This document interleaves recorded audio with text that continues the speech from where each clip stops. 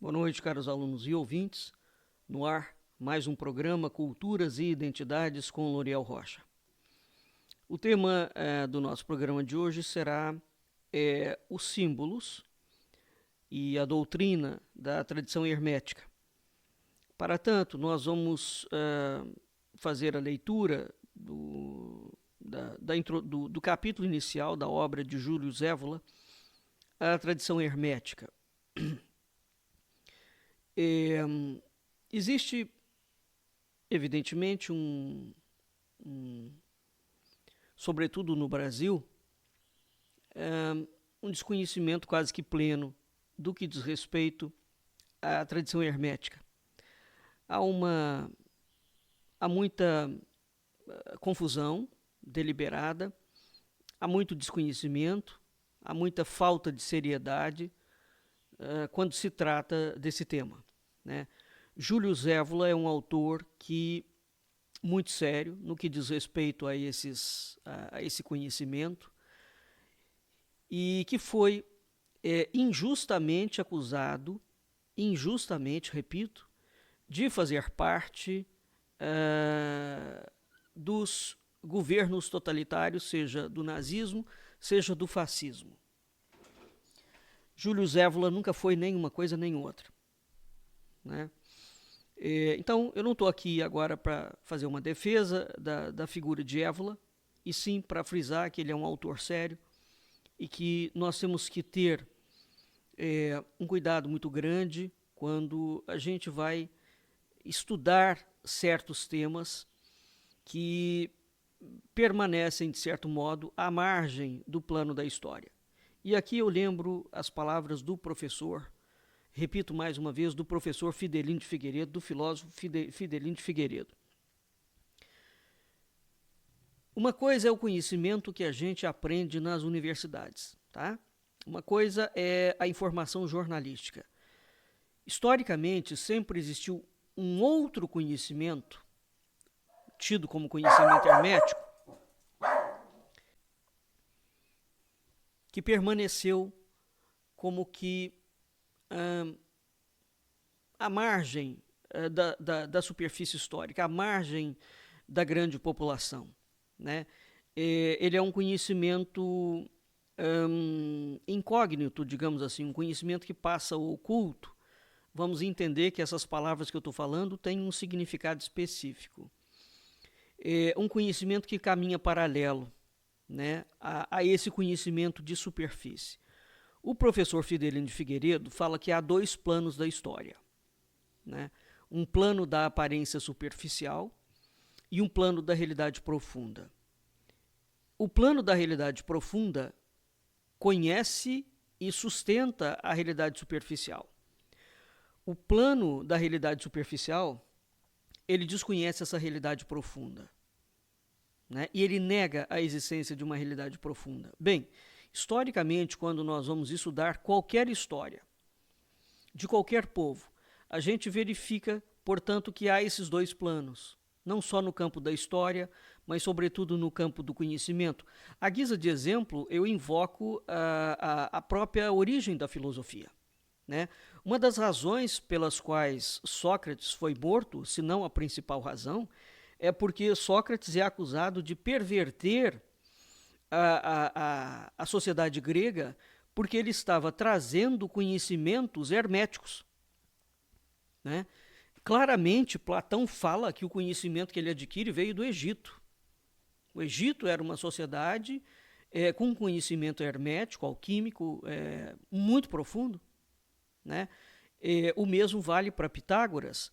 Então, o início da filosofia grega, né, ao que nós atribuímos como sendo filosofia grega, ela não é grega. Ela tem a sua origem na Ásia Menor, né, e ela tem a sua origem nas chamadas escolas de mistério. E esse conhecimento permaneceu ligado a uma corrente de tradição hermética dentro da própria filosofia ao longo do tempo, né? E nós, de um momento em diante, nós temos uma bifurcação aonde a própria filosofia em si, ela passa a não investigar mais os temas de ontologia, ou seja, os temas do ser, né? Ou dos seres e do mundo e da relação que existe entre essas coisas. E ela passa a ser uma filosofia de superfície, usando aqui, fazendo uma analogia com a expressão do professor Fidelino de Figueiredo, e ele faz essa expressão na sua obra Entre Dois Universos, de 1959.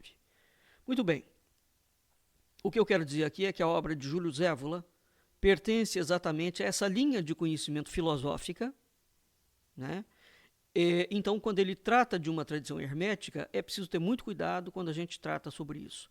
E no Brasil, infelizmente, o Olavo de Carvalho, por exemplo, para citar somente um nome, e toda essa falsa direita, eles são pervertores máximos de um tipo de conhecimento que sempre existiu desde que o mundo é mundo, né? Isso não tem nada a ver com esses movimentos de gnose, não tem nada a ver com perennialismo, não tem nada a ver com maçonismo, não tem nada a ver com sociedade secreta e com todas essas mixórdias que essa gente conecta. Não tem nada a ver. Bom, então, iniciando aqui. A primeira parte da obra do Évola, Os Símbolos e a Doutrina, o primeiro símbolo, na introdução que ele trata, ele vai fazer uns apontamentos sobre os símbolos da árvore, da serpente e os titãs, né? Um dos símbolos mais encontrados nas tradições mais diversas, nas religiões mais diversas e afastadas no tempo e no espaço, é o símbolo da árvore, não é? O próprio cristianismo, o judaísmo, o cristianismo, começam toda a ideia do paraíso.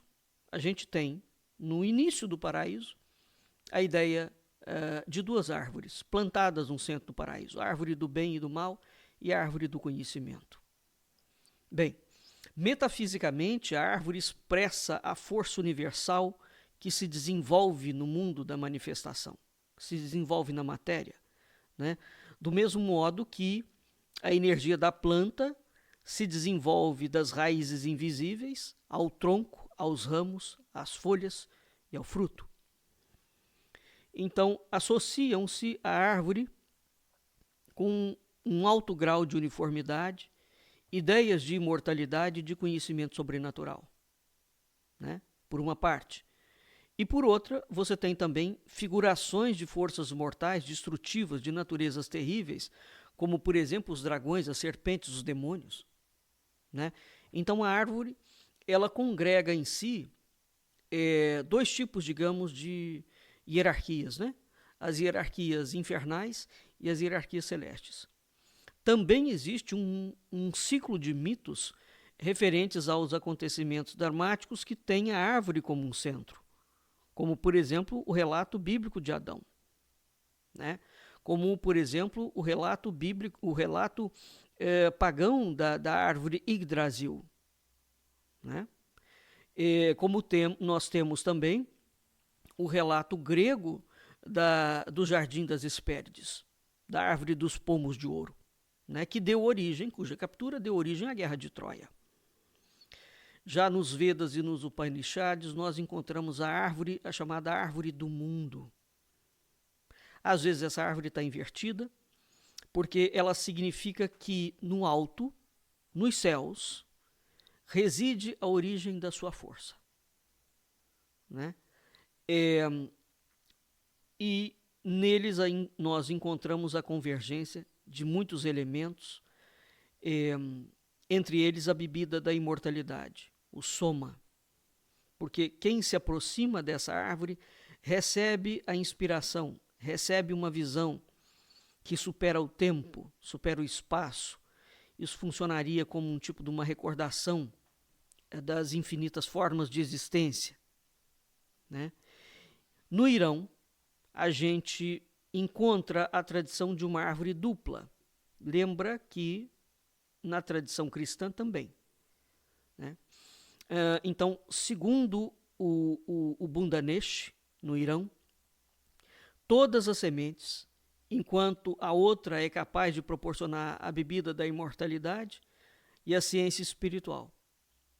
Então, essa tradição do Irã nos lembra muito a tradição das árvores bíblicas do paraíso. Uma você tem a vida, é uma árvore da vida, e a outra você tem a árvore da ciência, né? Depois nós temos aquela figura muito interessante que aparece em Mateus e em João, não é? Onde em Mateus você tem uma figura do reino dos céus, que surge da semente lançada pelo homem no campo, e depois nós temos essa árvore no Apocalipse, e sobretudo na Cabala judaica, né? Como a grande e potente árvore da vida. Tá claro? Na mitologia assírio-babilônica, tem uma árvore cósmica, radicada em Eridu. Eridu é a casa da profundidade, que também é chamada de casa da sabedoria. O que nos importa acentuar nessas tradições é uma outra associação de símbolos, que é muito interessante. A árvore, esta árvore, apresenta-se também como a personificação de uma mulher divina. Tá claro? Não é de uma serpente só. A serpente é o aspecto infernal. Essa árvore apresenta-se como a personificação de uma mulher divina. De um tipo geral, como a gente encontra nas grandes deusas asiáticas, tá? Da natureza, como o Ishtar, como Anat, como o Tammuz, como o Cibele, né? Então, a gente encontra a ideia da natureza feminina, da força universal, representada na árvore. Essa ideia não se confirma apenas na deusa que se achava consagrado o carvalho de Dodona. De Donona. Né? Ela é, além disso, um lugar de oráculo. Ela é uma fonte da ciência espiritual. Isso significa que as mulheres, em certas tradições, quando conectadas às árvores, elas são as senhoras da ciência, tá? E de uma ciência, sobretudo, espiritual. Eu falei, agora há pouco, que o Jardim das Hespérides, não é? Hércules, um dos trabalhos de Hércules é capturar uma das maçãs de ouro do Jardim das Hespérides. As Hespérides eram as deusas encarregadas de custodiar essa árvore,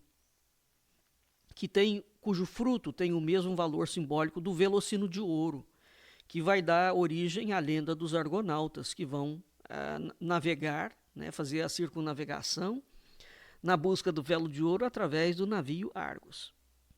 Né? Nós temos também aquela outra árvore na lenda irlandesa de Magmel, igualmente custodiada por uma entidade divina. Nos Edas, os Edas reúnem as mais antigas tradições mitológicas da Escandinávia. Tá? É a deusa Iduna, a encarregada de guardar as maçãs da imortalidade. E a Yggdrasil, que nós falamos, a gente torna a encontrar o símbolo central. Né? Então, a Yggdrasil, por exemplo, ela reintroduz o símbolo do dragão nas raízes da árvore. Por outro lado, a gente tem também a ideia da árvore e da mulher, né? Ela contém também o princípio da sabedoria. Veja que a figura da sabedoria, iconograficamente falando, é uma mulher, não é um homem. Nunca foi. Né? Há uma lenda eslava na ilha de Burjan, onde existe um carvalho guardado por um dragão. Tá? A associação desse dragão poderia ser semelhante à associação da serpente que guarda o jardim bíblico, ou aos monstros da aventura de Jasão e a serpente que também está no Jardim das Hespérides, que era um jardim privativo dos deuses olímpicos gregos. Né? Então, essa árvore eslava, da lenda eslava da ilha de Bujan, é a residência de um príncipe feminino, que é chamado de a Virgem da Aurora. Então, é muito interessante a gente perceber o símbolo da árvore, não é? e as variantes dela. não é? Porque ela vai se nos apresentar como uma árvore do poder, uma árvore do império universal. E nós vamos encontrar essas lendas, por exemplo, em Preste João, na lenda do Preste João, na lenda de Odiero. Nessas lendas, a árvore se desdobra numa árvore do sol e numa árvore da lua. Vamos lembrar que Preste João é exatamente o rei cristão que a coroa portuguesa, no período dos descobrimentos, envida esforços para buscar notícias do reino do Preste João, que teoricamente estaria na Etiópia. Então nós temos uma documentação portuguesa oficial que cria uma demanda pela busca do Preste João. Veja a profundidade do tema aqui que nós estamos tratando. Uma árvore, uma mulher, uma sabedoria, um poder, né? A ideia de império universal. Portugal transita em torno da ideia de poder universal. Não é um poder para a coroa, é o poder do Espírito Santo, é o quinto império. É a implementação de um poder espiritual no mundo. Tá? É o trabalho e a obra feita no mundo para a concretização do quinto império, da quinta idade. Isso é muito sério, viu? Nós precisamos realmente de ouvir esses assuntos com muita tranquilidade, sem emissão de juízo, tentando entender o que nós estamos lendo. Porque o fato da gente ler um documento ou um livro não significa que a gente entenda. Porque o entendimento é um outro plano. Quando Deus vira para Salomão, ele pergunta para Salomão o que Salomão quer.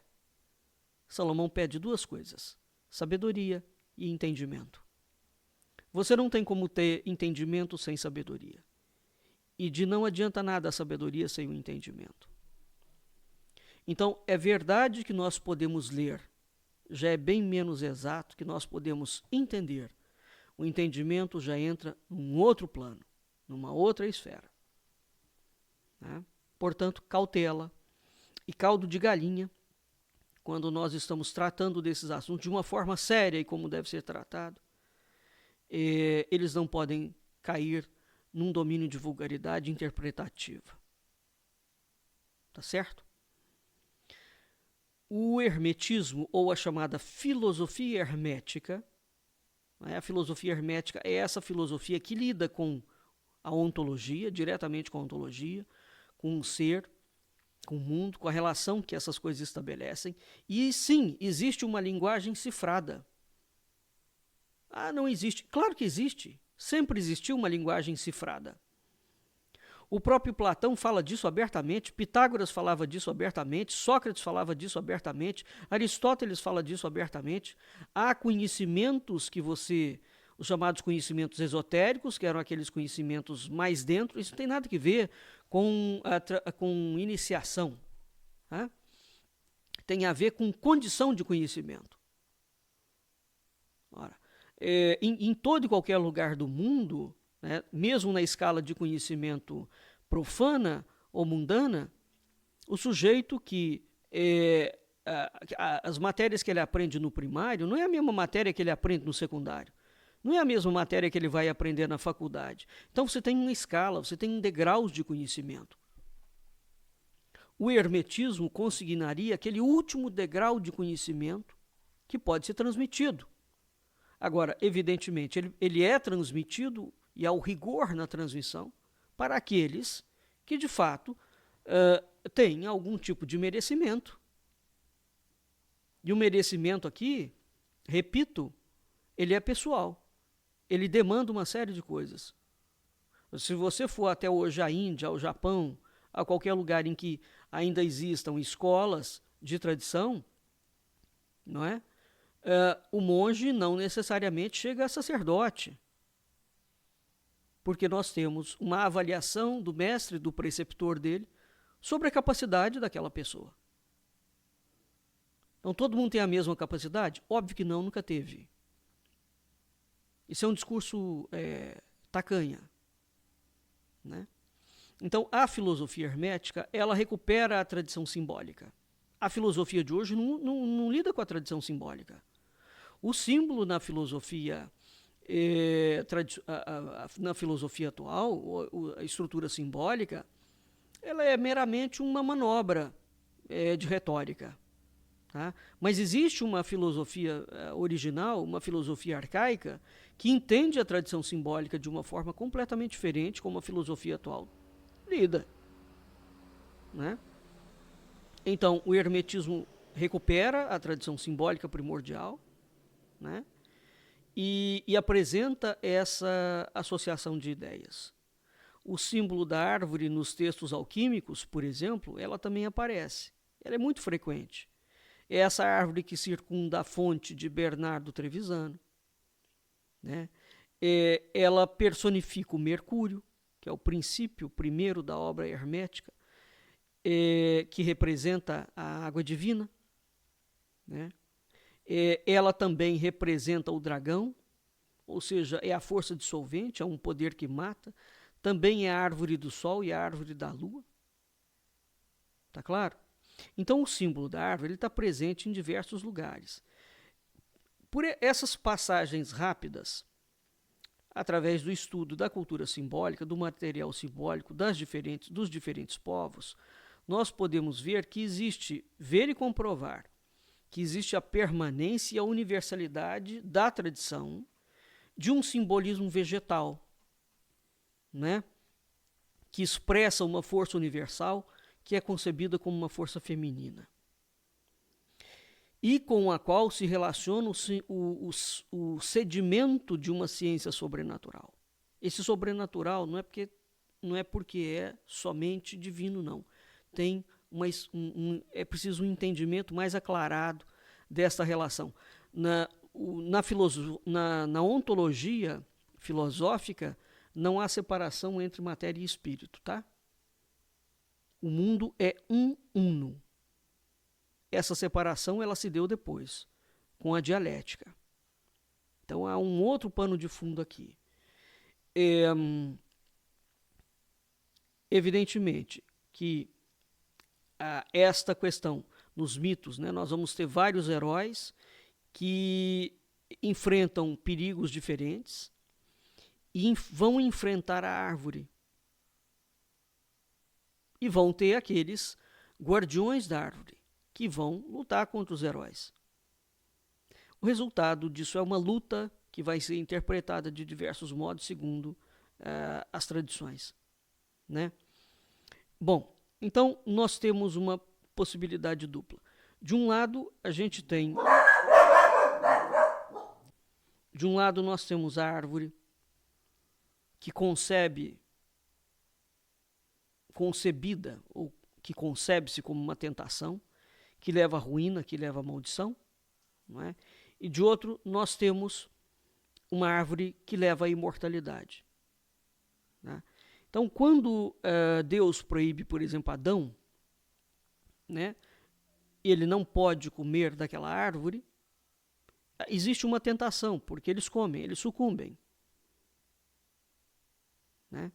Então, ele é privado, ele é tirado daquele ambiente. Ora, nós vamos ter quase que a mesma situação repetida em diferentes culturas, em diferentes tradições. A gente vai ver isso em Hércules, a gente vê isso em Mitra, a gente vê isso num mito itálico de Nemi, que é o rei dos bosques. Não é? A gente vê isso na tradição hindu, na árvore de Brahma, em Agni, que tem a forma de um gavião, tá? Em Hércules, em Prometeu, em Jasão, novamente na nave Argo, que foi construída com o carvalho de Dodona, né? No deus nórdico Loki, que roubou as maçãs da imortalidade, o deus assírio Zu, enfim, essa interpretação dessa força feminina que é ao mesmo tempo divino, mas é também um poder de violência, não é? E de conhecimento, ela, de certa forma, transmite claramente duas concepções opostas. Uma concepção heróico-mágica e uma concepção religiosa. Né? O fato é, o conhecimento da árvore é algo que está presente em diferentes tradições. Existe um outro ponto aqui, muito interessante, que o Évola aponta, que é o seguinte. Ele relata uma tradição contada por Tertuliano, que aparece no hermetismo arabicírio, e que leva de novo a esse mesmo ponto dessa guerra de um conhecimento, e que consiste no seguinte.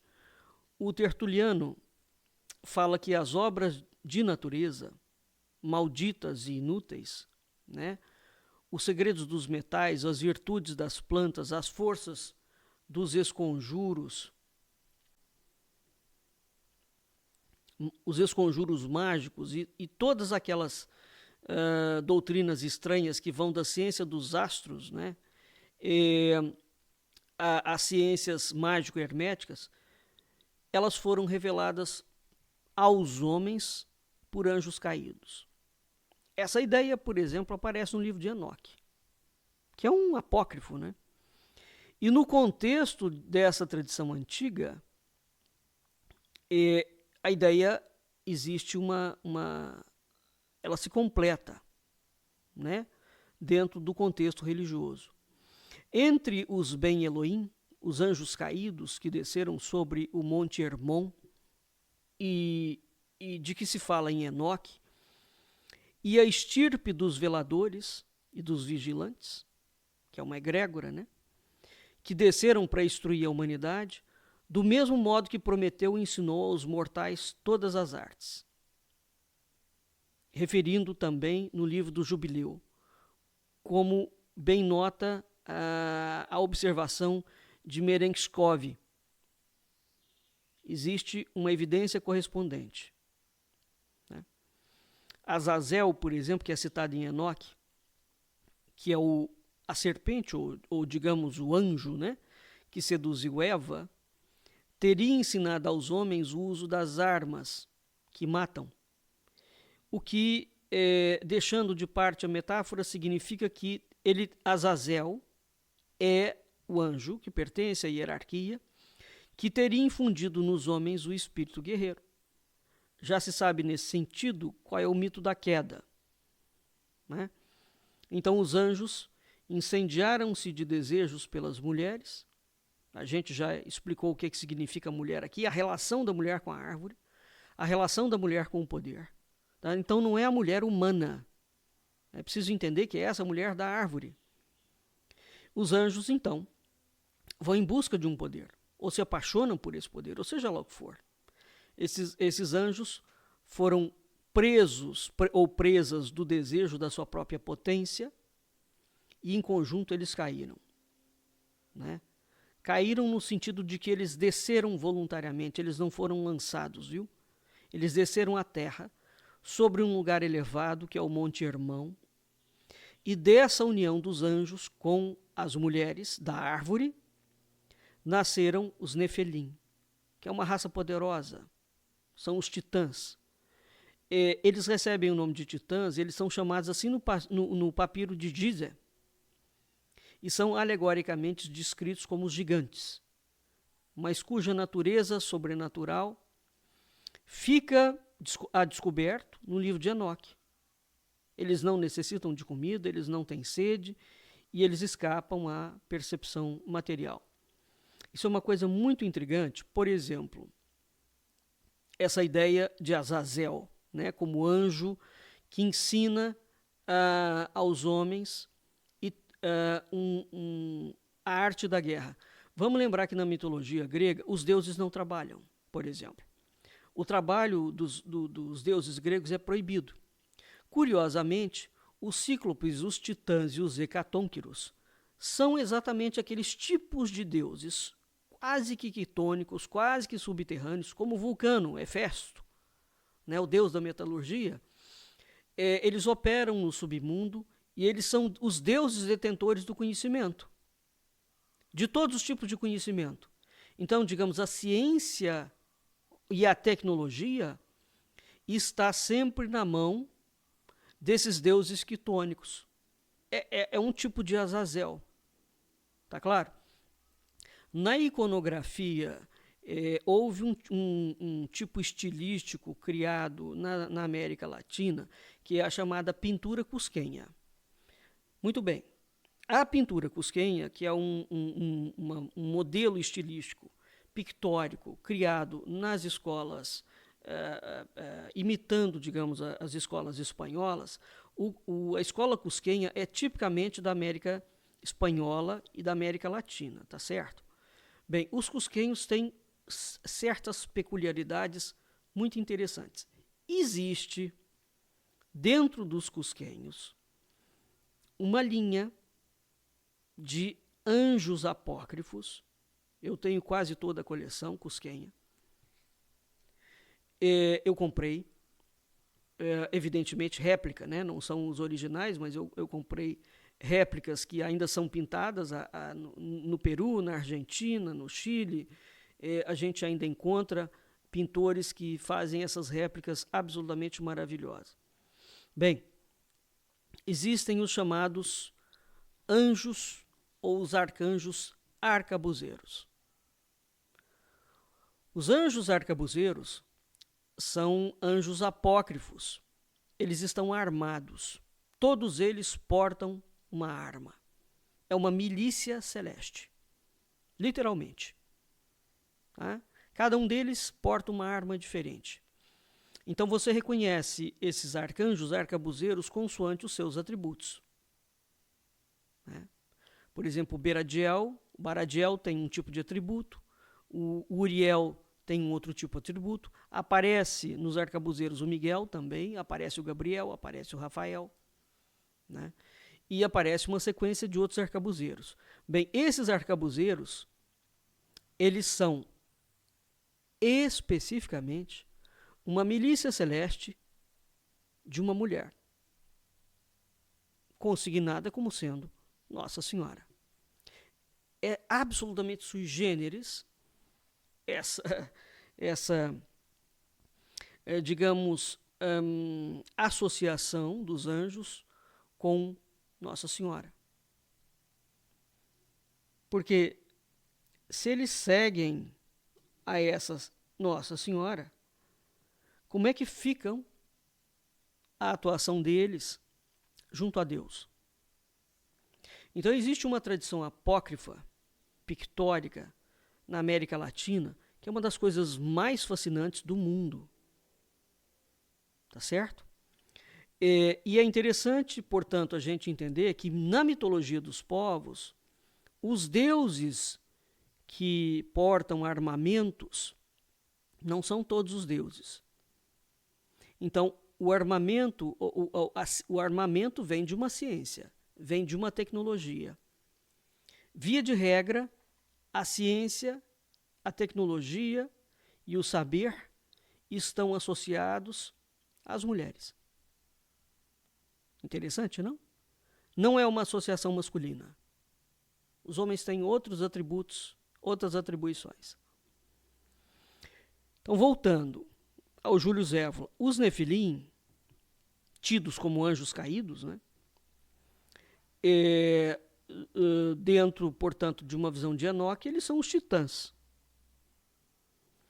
os que vigiam, né?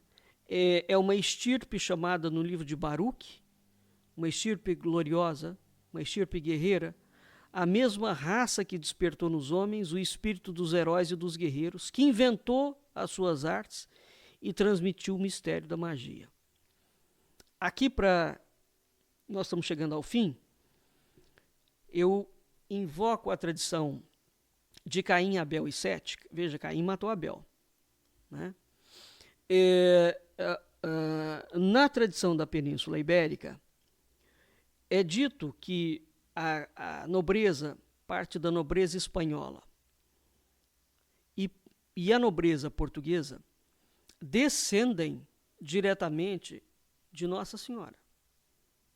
Indo mais além, puxando mais a linha do tempo dessa ancestralidade, nós vamos chegar na linhagem de Sete e na linhagem de Tubal-Caim, que é uma figura diretamente associada a esses anjos caídos, não é? A esses nefilins, e essa estirpe guerreira e poderosa e detentora das artes da metalurgia, portanto, de uma arcatura, né, que os gregos equivalente a de Vulcano, a do deus Hefesto. Isso está na documentação oficial da coroa portuguesa. Num livro onde isso aparece, por exemplo, é no livro de linhagem de Dom Pedro. Ora, ninguém há de pensar, por mais que a historiografia oficial hoje tente fazer parecer essas coisas como se fossem lendas idiotas, extraídas de um cristianismo primitivo, é preciso ter muita atenção com isso. Porque todo o espírito de brazonamento, toda a ideia de aristocracia e toda a ideia de nobreza, o nobre e o aristocrata, né? Todo aristocrata é nobre, nem todo nobre é aristocrata. Tá? É preciso entender, inclusivamente, a diferença gritante. O aristocrata é uma nobreza de antiquíssima linhagem e que tem uma tarefa específica. O nobre não. Ele pode ser nobre por família, ele pode ser nobre por sangue, né? Ou ele pode ser um nobre que simplesmente, cujo título foi outorgado por um feito qualquer. A aristocracia não. A aristocracia é uma herança sanguínea. Se o seu antepassado realizou tal feito para um determinado país, a aristocracia permanece porque as gerações seguintes que vão recebendo, a aristocracia não é um título herdado automaticamente, como a nobreza, né? O seu pai é nobre, você será nobre. A aristocracia não. A aristocracia é uma arma do espírito, é uma conquista do espírito, é uma prova do espírito. O filho tem que repetir o mesmo feito do pai, o neto tem que repetir o mesmo feito do avô e do pai, e assim vai. Tá? É isso, então, a aristocracia pode ser, quando ela falha no sangue, tem uma geração, né, que não repete aqueles feitos paradigmáticos, não se transmite o brasão. O brasão fica parado até que venha novamente, né, algum outro indivíduo daquela mesma linhagem e repita aqueles feitos paradigmáticos. A gente lembra muito Mircea Eliade aqui, tá claro? E aí ele tem o direito de usufruir novamente do brasão. Então, isso tudo que eu estou colocando para vocês, eu já falei isso de diversas formas ao longo dos programas.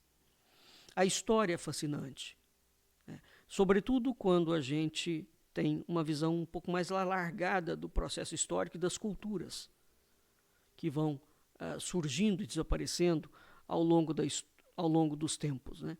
Mas, sobretudo, há uma uniformidade nesse conhecimento, que a gente encontra em qualquer lugar do mundo, né? Não estou dizendo que eu estou fazendo nenhuma apologia ao perennialismo aqui. Eu estou falando que há um pano de fundo em comum em todos os povos. E esse pano de fundo permanece, independentemente da mudança dos tempos. Vamos lembrar sempre do Fridelino de Figueiredo. Há dois planos da história.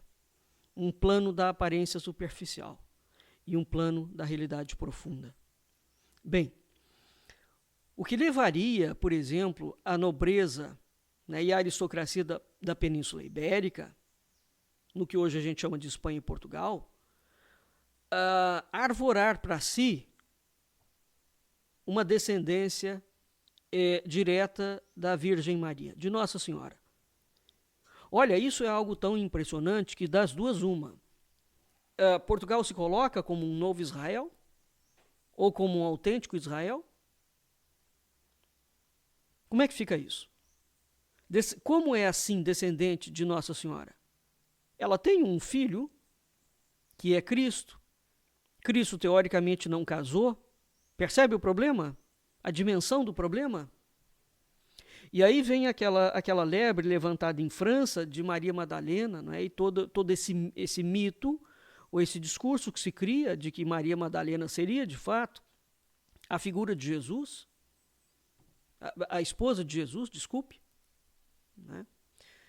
Existe um livro muito contundente chamado Maria Madalena, a mulher do vaso de alabastro, que foi defendido a partir de documentação pesquisada no Vaticano. Tá claro? Maria Madalena, a mulher do vaso de alabastro. Bem, eu não quero aqui entrar em teorias, em aspectos religiosos.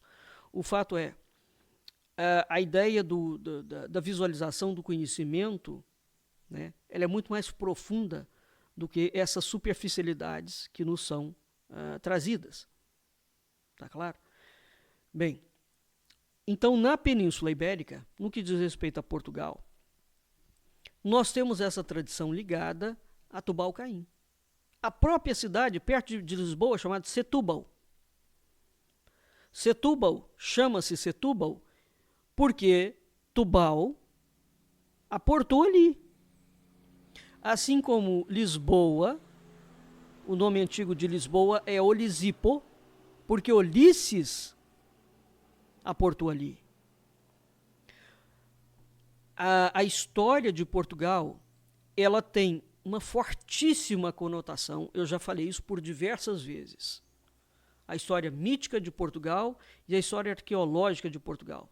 Ela tem uma fortíssima presença e conotação com a Grécia e com o cristianismo bizantino.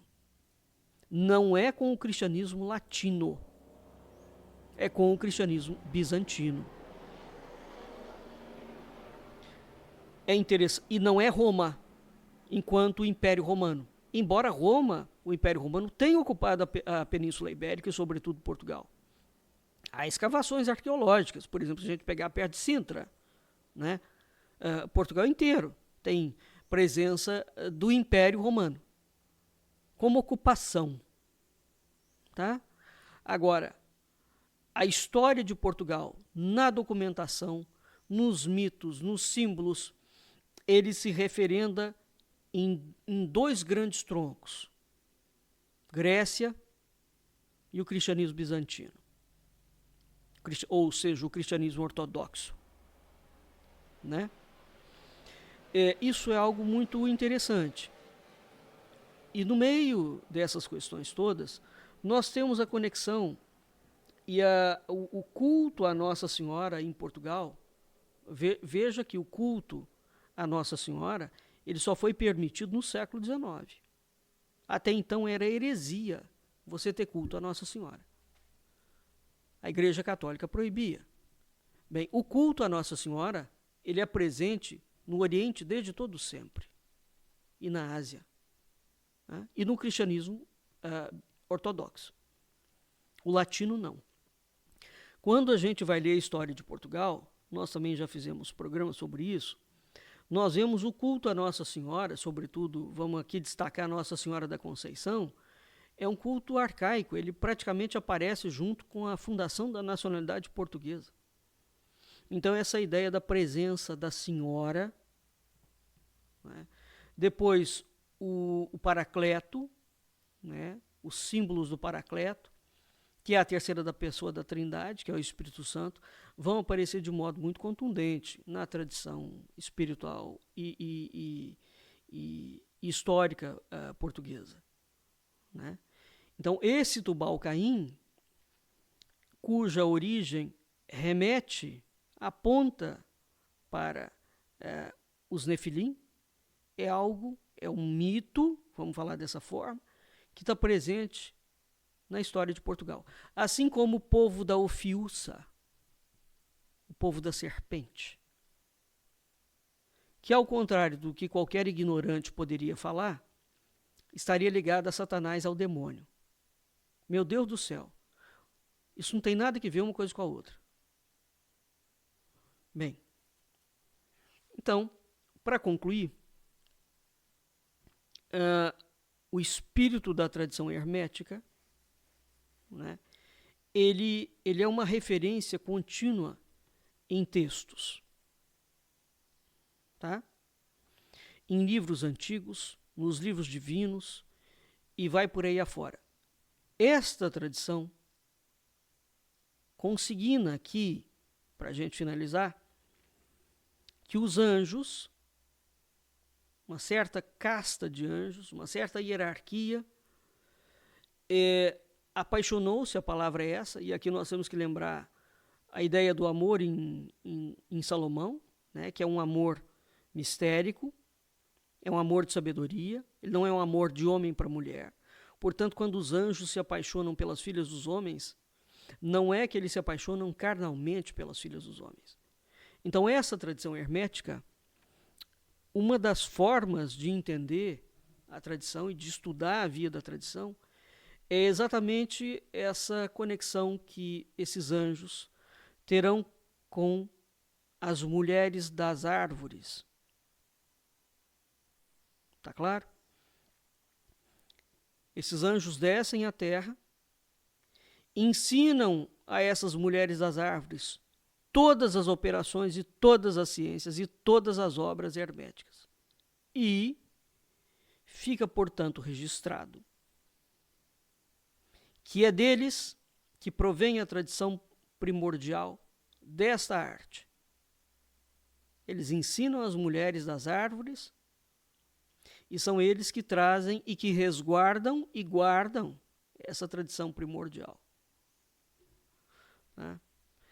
Bem, era essa parte da árvore que eu queria aqui trazer para vocês dessa obra do Évola.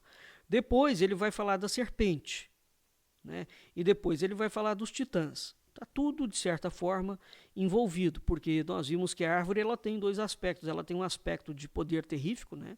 As serpentes, os dragões, etc. Os símbolos quitônicos profundos. E tem os titãs, que são aqueles filhos, digamos, dessa relação que vai se estabelecer entre os anjos e as mulheres das árvores. Tá claro? Mas nós vamos ficando por aqui e esperamos que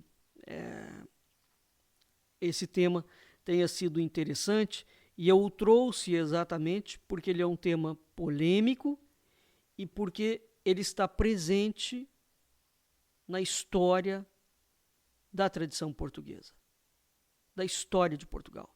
Não é possível estudar a história de Portugal já na época dos lusitanos, onde aparece marcadamente o povo da Ufiúça, o povo da serpente, e já com Portugal. Essa tradição permanece de uma forma contínua no território português.